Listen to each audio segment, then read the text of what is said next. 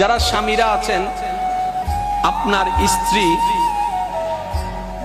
মৃত্যু হবে জেনেও আপনার সংসারের বাতি জ্বালানোর জন্য সন্তান কনসিভ করেছে, বাচ্চা পেটে নিয়েছে।